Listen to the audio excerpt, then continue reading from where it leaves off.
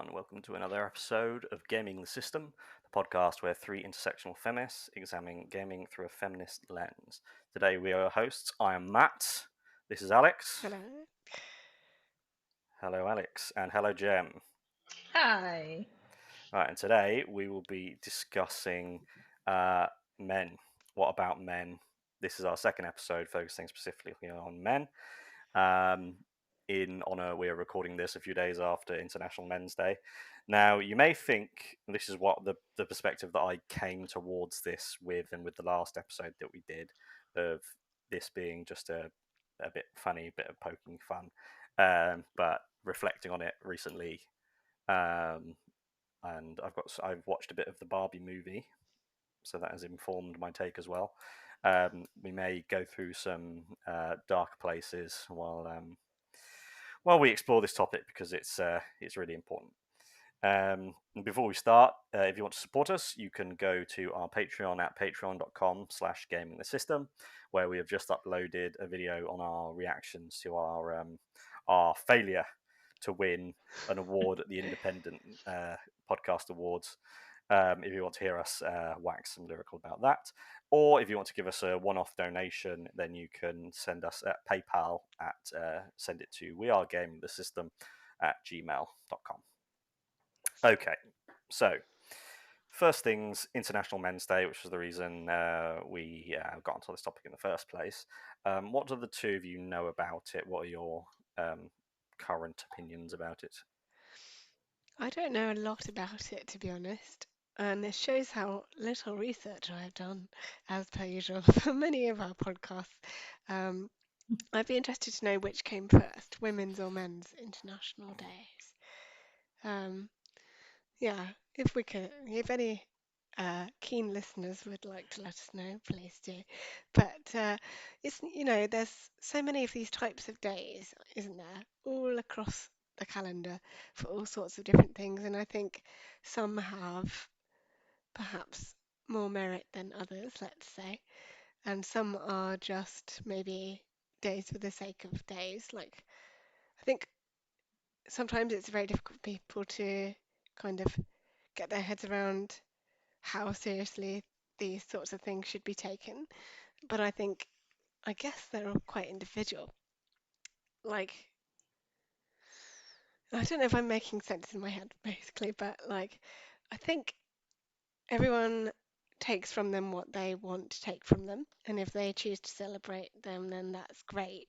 But I also feel like it's very much a thing where, yes, it's okay to have this celebration on one day, but what about the rest, the 364 other days of the year? Um, I think there's a real issue there, certainly with letting this thing preoccupy our thoughts for maybe a week or like a day, and then completely forgetting it for the rest of the year, which may or may not be a problem for some people. But those are sort of my loose initial thoughts, poorly researched thoughts on International Men's Day and or Women's Day. But yeah. So I know about International Men's Day because when I've organised things for International Women's Day, one of the things that always comes up on the social media is a lot of men going like, "When's Yeah. Men's Day?" And then you can actually say, "Yeah, it's like the 19th of November, mate," and that Mm. usually shuts them up.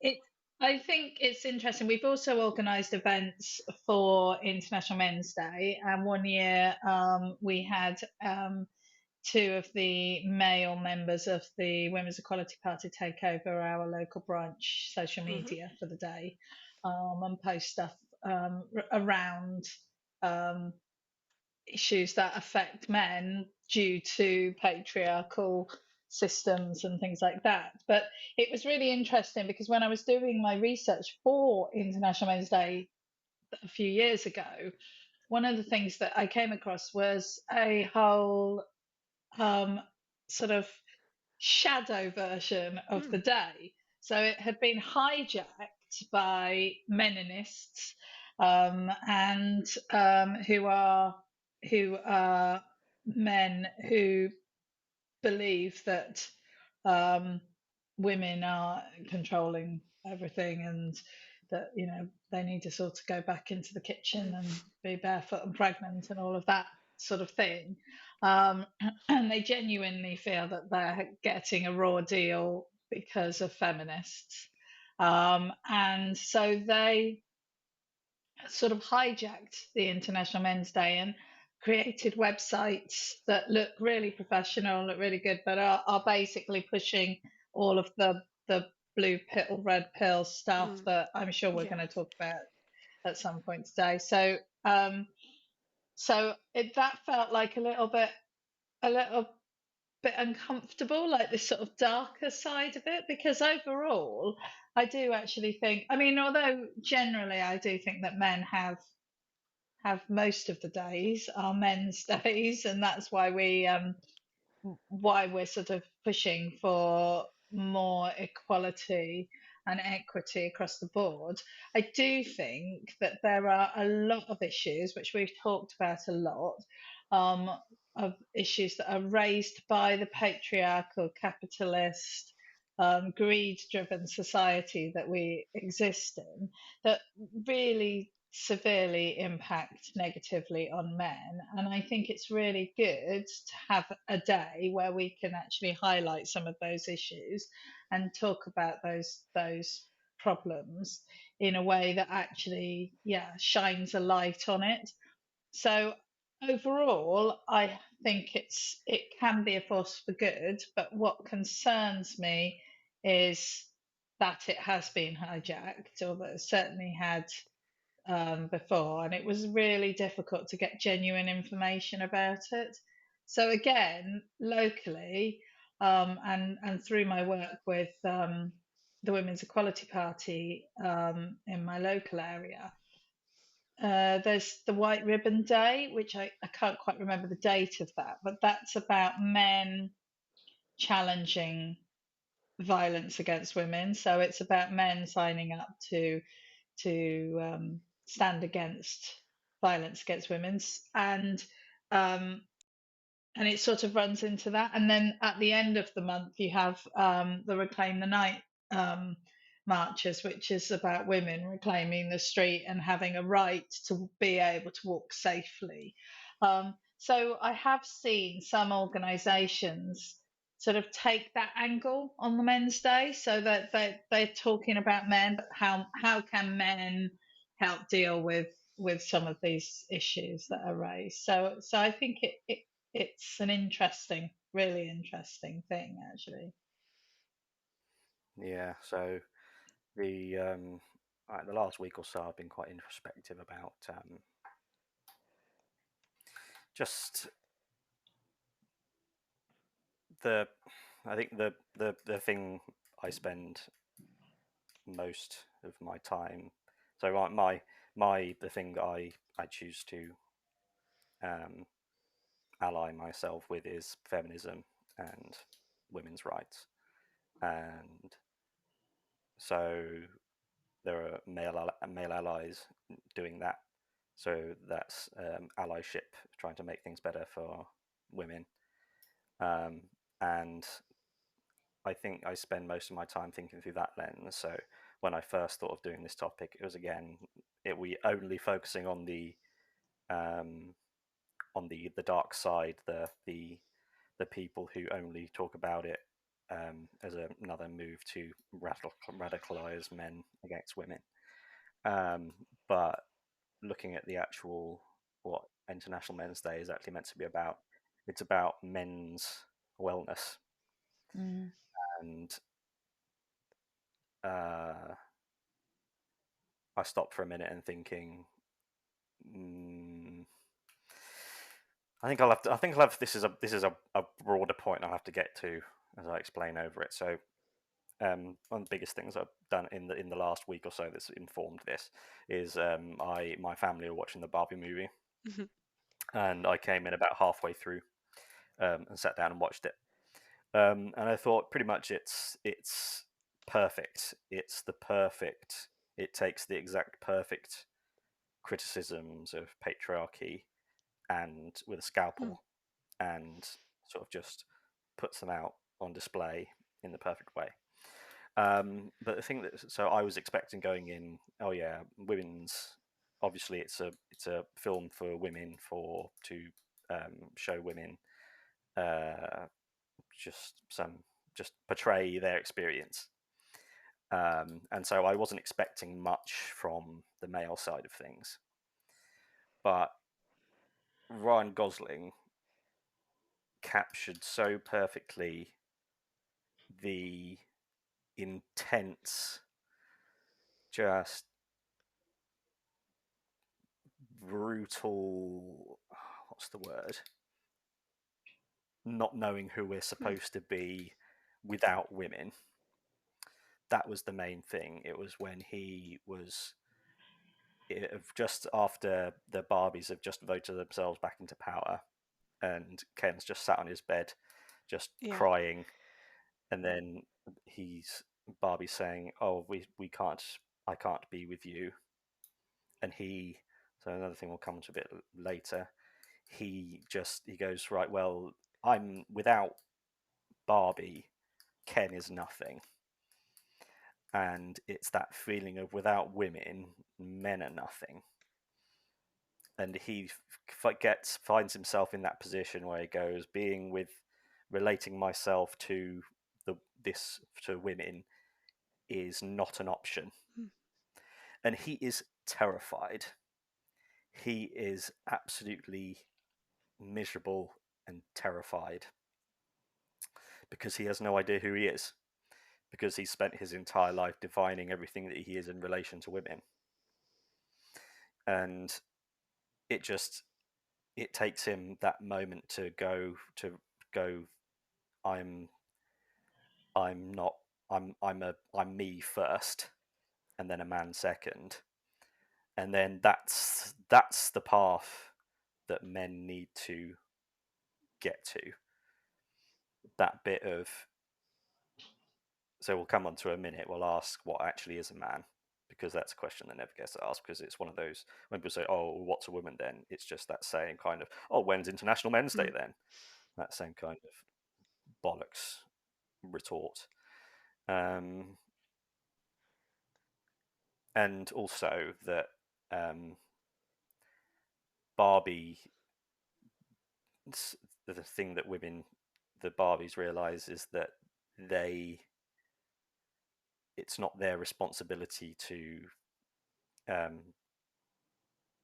be that thing, be their defining trait. And when you see the Kens explaining things to women, playing guitar and teaching them how to do things, you just think, how miserable existence for those Kens, a miserable existence for the Barbies.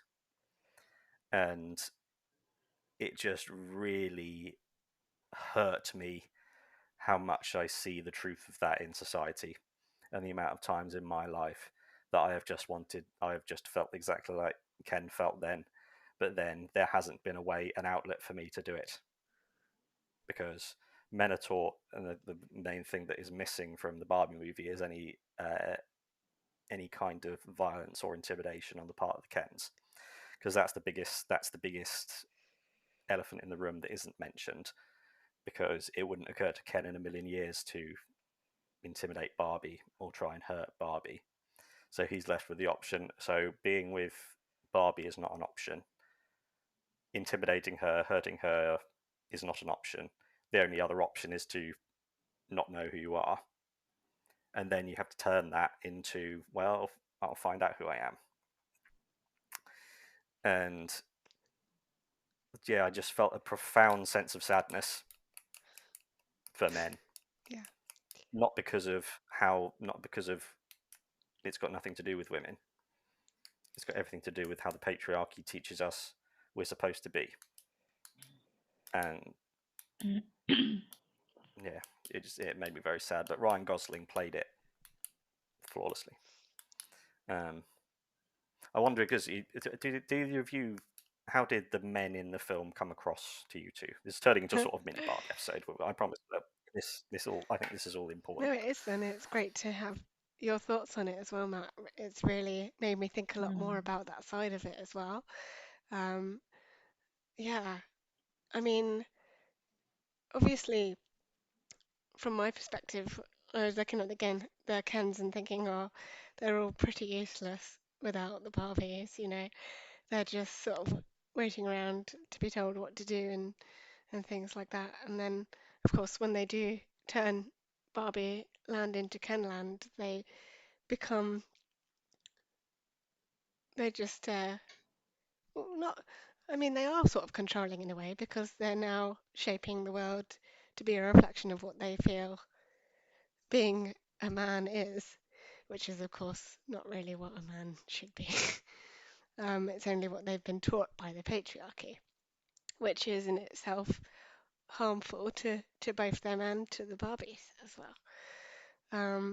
But yeah, it definitely, I think there's a lot to be said for understanding your own identity out and what defines your identity and how that works in relation to everyone else's identity, which is very complex and complicated.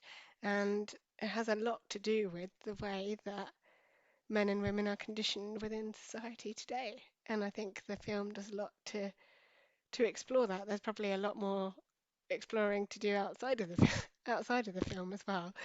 Um, but definitely what you've said, Matt, has made me think about it a lot more. But yeah, I think like me and Jem said at the end of our Barbie episodes, we could definitely do another episode on it, and this has almost turned into another one in itself. Mm. Yeah, absolutely. I think Matt, it was a really interesting listening to you because you picked up on a lot of the things that I felt when I watched the Ken story in it, because and that was one of the things that I really liked about it, because I think that because it's Barbie, I think a lot of people thought they were going to see a really sweet little movie about Barbie, and what we actually got was a quite a hard hitting movie about gender norms and stereotypes and identity in a sort of postmodernist world. It's quite funny actually because I'm giving a lecture tomorrow at my local university on identity and postmodernism. So I've literally spent the last 2 days writing about identity and particularly gender fluidity. Because I think that is where we are now in a world where um, the norms are actually being thrown up in the air, and that's great because it gives us an opportunity to be more who we want to be. And I think the point you made, Matt, um, that about Ken realizing that he's Ken Mm. first and a man second, and I think that's a really important point, that is true for all of us. We are us first, and then we are other things, whether that be a man, a woman, non-binary, whether it be a mum, a dad, a child, a brother, whatever.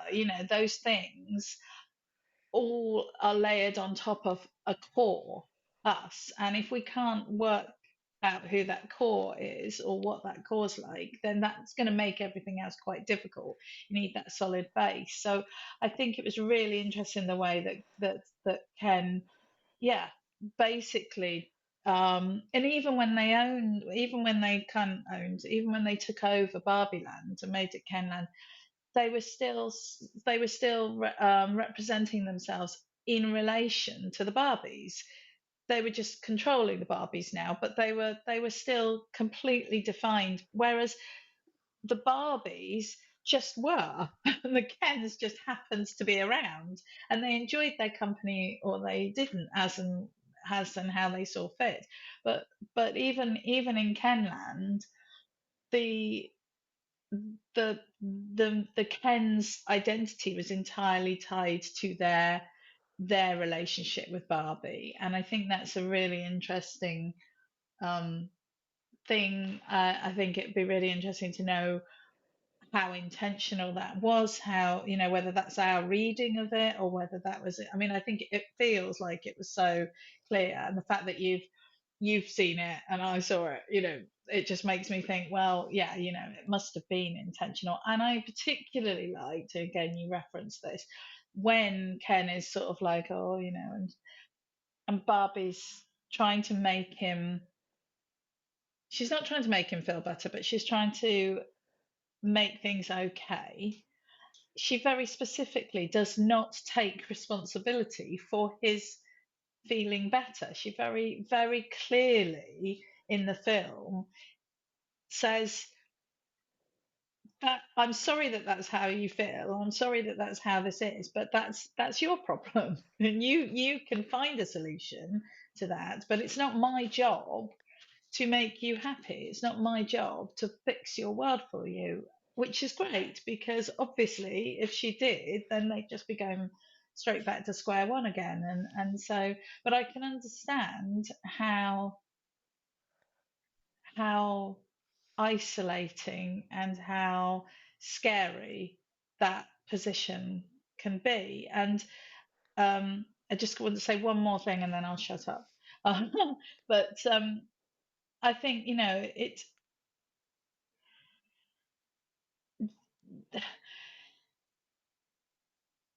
the no, I'll come back to it in a bit. I'll come back to it. Yeah, so it's just the the I just want to give most men just need a Yeah. hug Yeah. and tell them it's okay. You don't have to be this. You can just, yeah. There's so much suffering that is turned into, I don't know what the the quote from Star Wars is that Suffering. Yes. suffering can Hate be leads to suffering, used as isn't it? fuel. Right, anger leads to hate. Hate leads to suffering. Yes. Yes. Yeah, so that's very it's very true, and it's much easier because in the real world, the option for violence and aggression is always there, and it's heralded as a male virtue. And so, rather than release the, because again, the problem with it is, I would, yeah, I'll Yeah. move on to our next Yeah. question, and then we'll circle around to with a bit of the framing. Only thought of this question recently, and I haven't Googled it because I don't know if it's ever been asked. What is a man? What do you think a man is? It is a hard question when you start thinking about it for any more than 3 seconds. Um, Hmm. yeah. So it really depends. Obviously, you can define it in many types of ways. You could say in the physical sense, but then would that be more related to sex and rather than like genders and things? Because obviously they're two different things. Um, yeah, but in a non-physical sense, then a man is hard. It's really hard to answer, and there is no one straight answer. You can tell by the fact I'm floundering so much. It's such a difficult question. Um, I don't think there is an easy answer. I don't think there is a concrete answer because it's different for everybody. Um, but I suppose it's so hard. In today's society, again, time is a thing as well because, like in the past, a man would have been defined in a very particular way, and that is related to the society around at that time, and that obviously evolves over time. Again, still not answering the question, but yeah, I guess. Yeah, no, I have no answer. You're going to have to come back to me while I think, but I just don't think there is an easy one. I think you're absolutely right, Alex. I think it isn't. I think there isn't an easy way. I think there Mm. was, and I think that you know, if we go back to kind of feudal times, then, you know, we all knew what our gender roles were, and we all knew what our roles were in society, and we were born into those roles. And this is why postmodern society is so challenging, because we don't have those anymore. We've moved beyond that into a situation where everything is a movable feast, and everything can shift and change, and that, you know, it's like quicksand beneath our feet. You know, you think you've got a handle on things, and suddenly everything changes. And I think that's that what but the reality is that there are people who were born and brought up in modern society who had those structures, and they are our parents and our grandparents, and they're still alive today, and they're still influencing that, they're still having an influence on the way that we approach things. And then there is a younger generations who you know, are moving within this sort of web 2.0 postmodern world, where, you know, we don't have a job for life, we don't live in the same place that we were born in, we don't, you know, necessarily stay in contact with all of our family and things like that, and things are changing. It is possible to change your gender. It is possible to present yourself in ways that are not, you know, necessarily the way that you were born, or the body that you were born into. It's possible to physically change ourselves. It's possible to wear clothes that make us look different. You know, all of these things have happened. And so, what is a man is a very difficult question. And I think that, that it's not that men's um, identity has shifted more than women's, because I think both have shifted, and women have moved into spaces traditionally inhabited by men. I think the problem lies in the fact, and Caitlin Moran writes about this in her latest book actually, the problem lies in the fact that men don't have a group of people, they don't have a support structure to help them navigate that. So whereas women have got feminism, which has given us a structure and a way of viewing the world and navigating these changing roles, and a drive to fight for stuff, the men have kind of been left floundering in you know, in this situation, having lost their structure and their definitions, and being told, on one hand, you need to be like this, and on the other hand, you can be anything you want. You know, it's like, it's an extremely confusing situation, and I think it is for everyone. But I think that women have, for whatever reasons, built up a structure that helps us, that men don't have. Um, so yeah. Yeah, my answer is yeah, it's complicated, and I agree in part with um, Jem, what you were saying about men not having a group. Because I was thinking that if you look at Barbie again, as an example, all the Barbies have things that they do. They're well on the path of personal development, whereas the Kens really don't. They're just quite simple, and I think that reflects quite a lot of what we see in the real world. Because, and again, a massive problem is that so many traits, defining traits of what a man is supposed to be, are directly related to being above women in a hierarchy. So men have been at the top of the social hierarchy forever. So we have no predators around us that are forcing us to grow. We just sit there, and we sit there because we have the physical advantage for the most part. And there's a question I've been thinking of for a while. It's quite a dark one, but we can look at it, and if we don't want to answer it, then we can cut it out or not do it. So question for the two of you. Out of all the men that you know,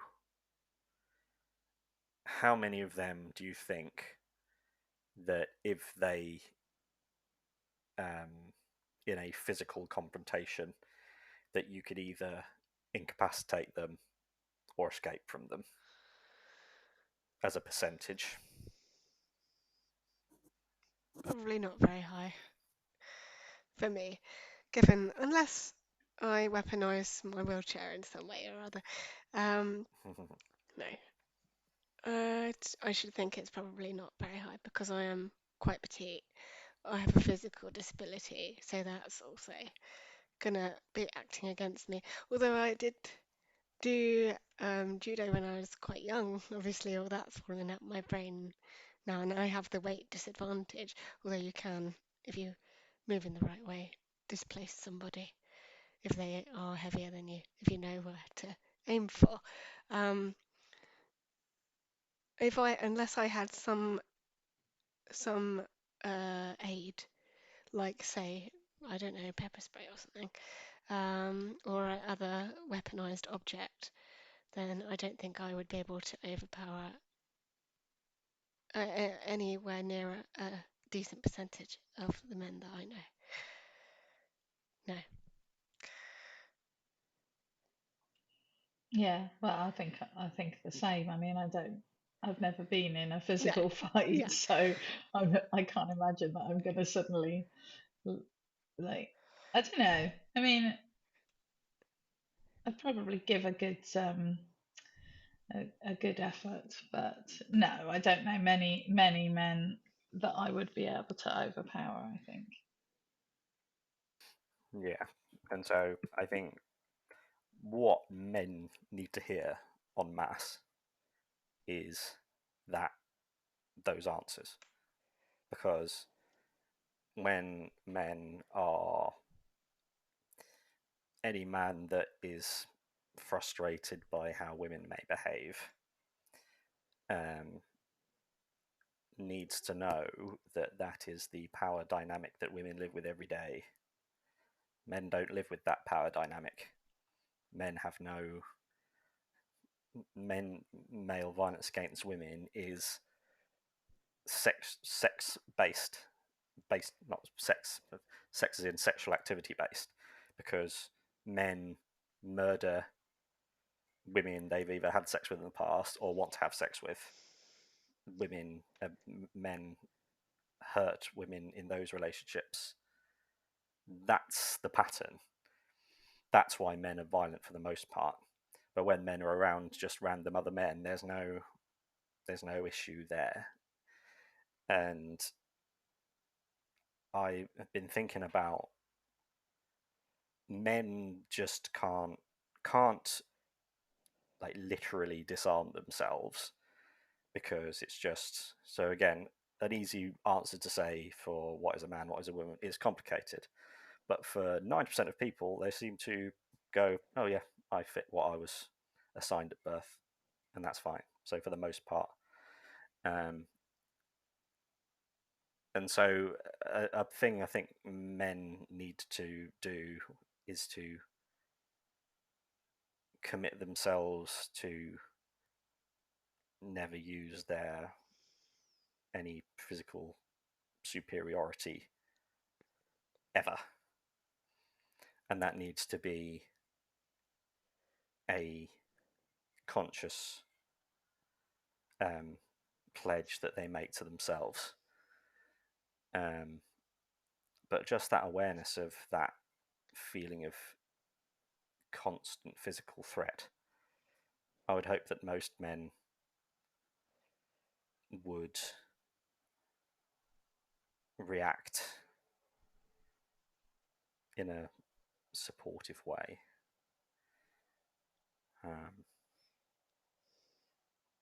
Yeah, I just think men should ask themselves that question, and because that's the elephant in the room that no one talks about, is male violence and why it happens. And Thinking Yeah. about Jem's point, I oh sorry, think Jem. Thinking about your point about men not having a group and having that struggle to sort of place themselves in the world and identify themselves, it can be very scary. I'd certainly feel like, well, we all, as we know, find it overwhelming to ask ourselves the question, who am I? And to understand ourselves in relation to the rest of society. And if you're not getting that structure, if there's no structure there, it can be very frightening and uncertain. And to finish this Star Wars quote, it begins with fear leads to anger. So it's the fear that starts the root of it. And if you're being getting all these mixed messages and all these messages that you have to behave in one way because that's what society views as a man, and you have to, you know, because otherwise you'll be nothing, that kind of thing. It's going to lead to these sorts of violent ways of thinking and behaviours eventually over time. And obviously, in some ways, it's more rapid than others. But if you're in an environment that feeds that kind of logic, then it's going to lead to violent activity. And like you say, Matt, like um, there is that power imbalance there as well that works in that favour of making men much more physically strong and capable in that situation. So um, and they see violence perhaps as playing armchair psychologist as the solution to their perceived problem, which doesn't exist obviously, but in their heads, that's the only way to solve it, is to just eradicate something that they see as a complete failure. Say, I was reading a recent story of a woman who was murdered because she declined politely offers from a man who she was working with, and he then stalked her for several months and murdered her because she said no to him. And it's that kind of thing, that the snowball effect, and having no structure around that man to tell him that actually it's okay to be told no and you just need to get over it and move on with your life. But of course, um, they don't see it that way. And to them, the only way out of that situation of those feelings of anger and despair and is to take control, and that's their way of doing it, which is horrible. Um, there's no other mm, way to say it really, but and again, absolutely not justifying it in any way, but just trying to understand what might be fueling some of those behaviours potentially. Again, not an mm, expert in any of this at all, but there's definitely some roots to feeling afraid and feeling uncertain and unsure of your own identity and where you fit, and society putting pressure on people to be a certain way and that sort of thing. mm, mm. And feeling that there's no alternative, there's Mm, no way out, and there's no one there to support you through it is an impossible yeah. situation, really. I mean, I think it's interesting, isn't it? Because there's that, I can't remember where the quote comes from, but there was something where somebody said to ask somebody like, what do you worry about when you go on a blind date? And the man says, that I'm going to get Mm, rejected, which is going to be, unattractive. And the woman is that, that I'm going to get yeah. raped or murdered, or both. And I think, that is a genuine concern. And I had a conversation with my husband recently where we walked through a square in our local town, and later I said to him, oh, there was like these four guys drinking over one side, and on the other side there was a bunch of lads hanging out, and then there was some other people, and he hadn't noticed any of that, but I had Mm, just spotted it, because it's important to know what who's around you when you are physically more vulnerable. I do want to say though, because this is in honour of International Men's Day, is that I just looked up at the statistics for violent crime in the UK, and it says that there were 696 recorded homicides in England and Wales in 21-22, and 498 of the victims were male. 198 of the victims were female. So, statistically, you are more at risk as a man than a woman of being murdered. The sad thing is, and you know what I'm going to say, is that, the vast majority, 9 out of 10 of those murders were committed by men. So, as a man, you are statistically more at risk of murder, but you are also statistically more likely to be killed by another man. So, men statistically are violent and they are a threat. And I think this is one of the things where we come down to the not all men trope. Um, because, no, obviously, not all men are not murderers and, rapists, or even potential murderers and rapists. But as a woman, or as a man, you don't know. You don't know which of the people that you're coming into contact with does fall into that category.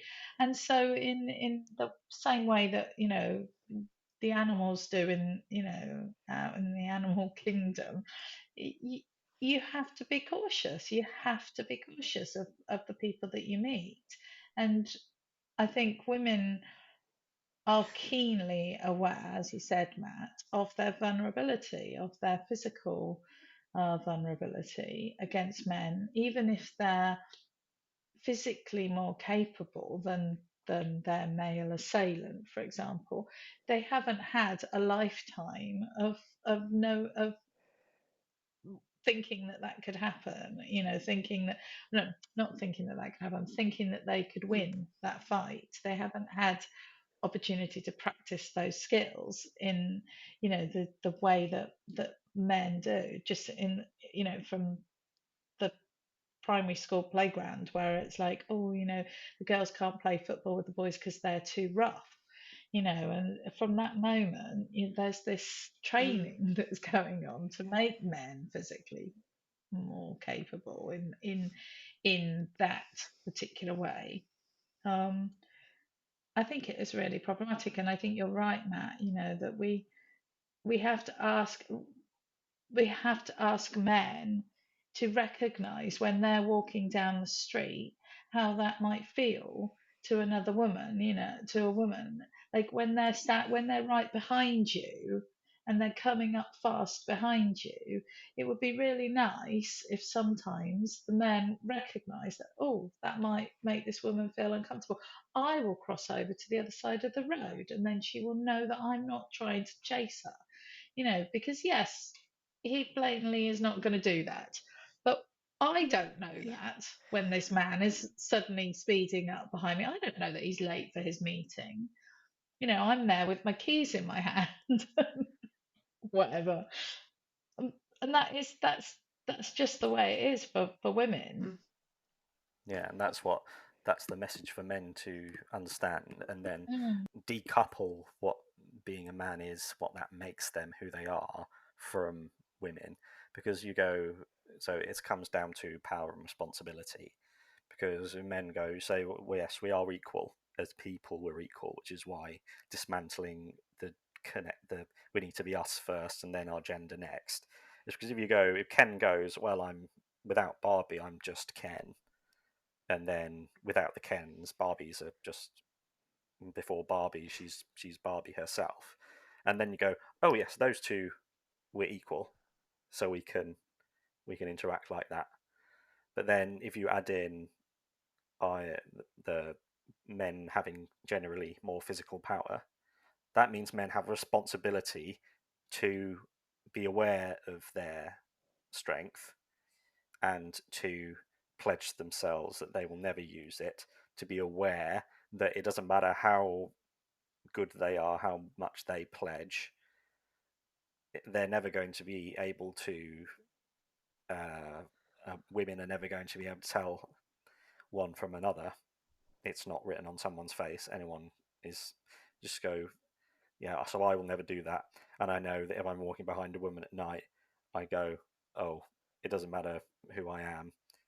She's just seeing a potential threat, and I'll make it easier for her. I'll just walk over to the other side of the road. And that when it doesn't matter to me, because I don't care what if I step out of way for someone. That's got nothing to do with my masculinity, and whatever masculinity is. We'll yeah, it's complicated, but you have to be you first, and then other things next. I think that's a good place to start. Thank you very much, everyone, for watching. We'll be coming on to a little bit more about men in a future episode, but until then, you know where to find us. You know when to find us. Patreon.com/Game the System for new for specific content, for special content. And if you want to donate by PayPal, you can send it to wearegamingthesystem@gmail.com. So for now, it's been Matt, Jem, and Alex. Bye bye.